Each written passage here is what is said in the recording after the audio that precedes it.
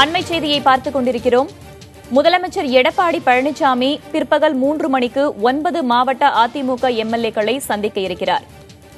TTV தினகரனை அதிமுக எம்எல்ஏக்கள் 18 பேர் சந்தித்திருக்கும் நிலையில் முதலமைச்சர் எடப்பாடி பழனிசாமி இன்று பிற்பகல் 3 மணிக்கு 9 மாவட்ட அதிமுக எம்எல்ஏக்களை சந்திக்க இருக்கிறார். இது தொடர்பாக பேசுவதற்காக நம்முடைய செய்தியாளர் சுபாஷ் இணைப்பில் இருக்கிறார். அவரோடு பேசலாம். சுபாஷ், தமிழக முதலமைச்சர் எடப்பாடி பழனிசாமி இன்று பிற்பகல் 3 மணிக்கு 9 மாவட்ட அதிமுக எம்எல்ஏக்களை சந்திக்க இருக்கிறார் என்று தகவல் வெளியாகியிருக்கிறதே, அந்த 9 மாவட்ட அதிமுக எம்எல்ஏக்கள் யார் யார்?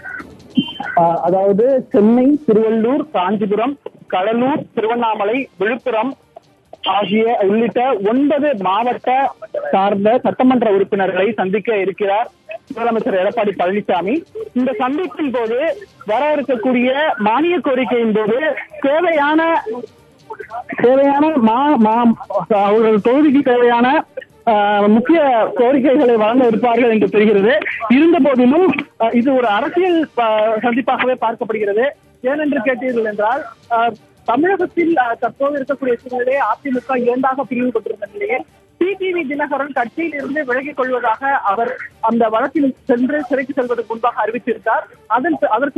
அதற்கு பின்னராக அவர் நேற்று முன்தினமானது சென்னை வந்தவுடன் அவர் சொல்லிய முதல் கருத்து என்னவென்றால், தொடர்ச்சியாக நாம் கட்சி பணி ஆற்றுவேன் என்று சொல்லியிருந்தார். இருந்த போதிலும் அவருக்கு தொடர்ச்சியாக சட்டமன்ற உறுப்பினர்கள் பல பேர் ஆதரவு தெரிவித்து வந்தார்கள். இந்த நிலையில்தான் இன்றிலிருந்து அடுத்த 3 நாட்களுக்கு தமிழக சட்டமன்ற உறுப்பினர்கள், அதிமுகவை சார்ந்த சட்டமன்ற உறுப்பினர்களை முதலமைச்சர் எடப்பாடி பழனிசாமி சந்திப்பார் என்று தெரிவிக்கப்பட்டிருக்கிறது.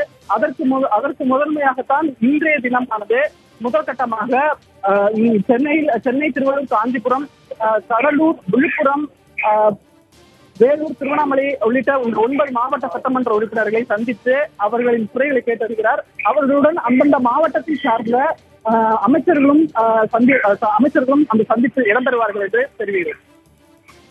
சுபாஷ், முதலமைச்சர் பழனிசாமி 3 மணி அளவில் 9 மாவட்டங்கள், குறிப்பா வட மாவட்டங்களைச் சேர்ந்த அதிமுக எம்எல்ஏக்களை சந்திப்பதா செய்திகள் வெளியாகி இருக்குது. இந்த நிலையில அடுத்த கட்டமா மற்ற மாவட்டங்களைச் சேர்ந்த எம்எல்ஏக்களோட ஆலோசனை நடத்துவதற்கான அறிவிப்புகள் ஏதாவது வெளிவந்திருக்கா? அது குறித்த தகவல் தெரிய வந்திருக்கா?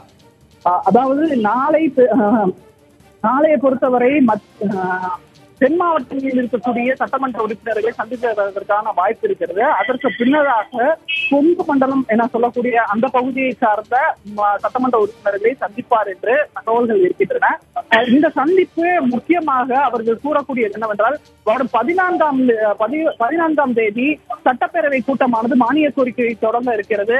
ஒவ்வொரு துறை சார்ந்த கோரிக்கைகள் நிறைவேற்றப்பட்டு பல்வேறு விதமான தீர்மானங்கள் எல்லாம் நிறைவேற்றப்படும். அந்த தீர்மானத்தின் போதும் அதற்கு முன்பாக கேள்வி நேரத்தின் போதும் ஒவ்வொரு தொகுதியிலும் தங்கள் தொகுதி வளர்ச்சிக்கான தேவையான அனைத்து விதமான கேள்விகளை முன்வைத்து கோரிக்கைகளை வைக்க இருப்பார்கள். அது தொடர்பாக தான் இன்று பேசப்படுவதாக அவர்கள் சொல்லி இருந்தாலும் இது அரசியலாகத்தான் நாம் பார்க்க வேண்டும். ஏனென்றால் நேற்றைய தினம் அமைச்சர்களுடன் முதலமைச்சர் ஆலோசனை நடத்தினார். அதன் பின்னராக செய்தியாளர் சந்திப்பின் போதாக செய்தியாளர்களை சந்திக்கும் பொழுது ஜெயக்குமார் கூறிய கருத்து என்னவென்றால், எங்களுக்கு, அதாவது அமைச்சர்களும் சரி சட்டமன்ற உறுப்பினர்களும் சரி யாரும் டிடிவி தினகரனை சந்திக்க போவதில்லை, அவர் கட்சியில் இருந்து விலகிக் கொள்வதாக இருந்த முடிவை தொடர வேண்டும் என்று அவர் சொல்லியிருந்தார். ஆனால் இன்றைய தினம் மேலும் சில சட்டமன்ற உறுப்பினர்கள் தொடர்ச்சியாக டிடிவி தினகரனை சந்தித்து வருகிறார்கள்.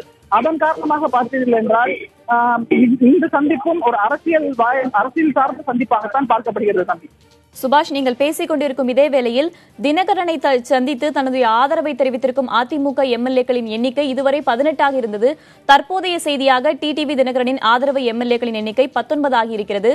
இன்றைக்கு டிடிவி தினகரனுக்கு 19 எம்எல்ஏக்கள் ஆதரவு தெரிவித்திருக்கும் நிலையில் அதற்கு போட்டியாக தமிழக முதலமைச்சர் எடப்பாடி பழனிசாமி தன்னுடைய ஆதரவு எம்எல்ஏக்களின் எண்ணிக்கையை அதிகரிப்பதற்காக இந்த கூட்டத்தை நடத்துகிறார் என்று நாம் எடுத்துக் கொள்ளலாமா?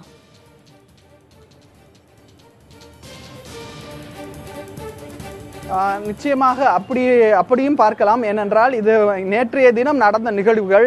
நேற்று சசிகலாவை அவர் சந்தித்து பிறகு, அதாவது சிறையில் இருக்கக்கூடிய சசிகலாவை சந்தித்த பிறகு வெளியில் வந்து செய்தியாளர்களை சந்திக்கும் பொழுது அமைச்சர்கள் என்ன வேணாலும் சொல்லலாம், ஆனால் எங்கள் பக்கம் நியாயம் இருக்கிறது, பொதுச் செயலாளருக்கும் துணை பொதுச் செயலாளருக்கும் அதிகாரம் இருக்கிறது, பொதுச் செயலாளர் தற்போது சிறையில் இருக்கும் காரணத்தினால் துணை பொதுச் செயலாளர் எனக்கு அந்த அதிகாரம் எல்லாம் இருக்கிறது என்றெல்லாம் சொல்லியிருந்தார். அதையெல்லாம் நாம் கருத்தில் எடுத்துக்கொள்ளி பார்க்க வேண்டும். அதைத்தான் இன்றைய தினமான முடிவானது அமைச்சர்கள் எல்லாம் எடுத்துக்கொண்டிருக்கிறார்கள்.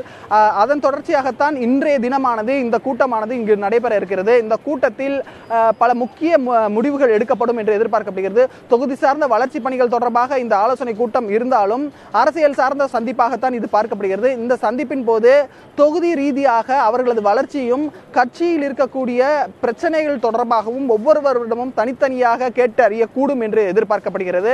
அது மட்டுமல்லாமல் மாவட்டத்தில் இருக்கக்கூடிய நிர்வாகி இருக்கக்கூடிய அமைச்சராக இருக்கக்கூடியவர்களும் இந்த ஆலோசனையில் பங்கு பெறுவார்கள். அப்பொழுது அந்த ஆலோசனையில் மாவட்டத்தில் இருக்கக்கூடிய கட்சி சார்ந்த பிரச்சனைகள் என்ன, அதே போல பணிகள் சார்ந்த பிரச்சனைகள் என்ன என்பதை கேட்டறியக்கூடும். அது மட்டுமல்லாமல் அங்கே இருக்கக்கூடிய மக்களின் மனநிலை எப்படி இருக்கிறது, அவர்கள் யாரை ஆதரிக்கிறார்கள், அது தொடர்பான ஆலோசனையும் இருக்கக்கூடும் என்று எதிர்பார்க்கப்படுகிறது. ஒட்டுமொத்தமாக இன்று முதலமைச்சர் அழைப்பு விடுத்திருக்கக்கூடியது தொகுதி சார்ந்த வளர்ச்சியாக இருந்தாலும் இந்த சந்திப்பானது ஒரு அரசியல் வாய்ந்த சந்திப்பாகத்தான் பார்க்கப்படுகிறது.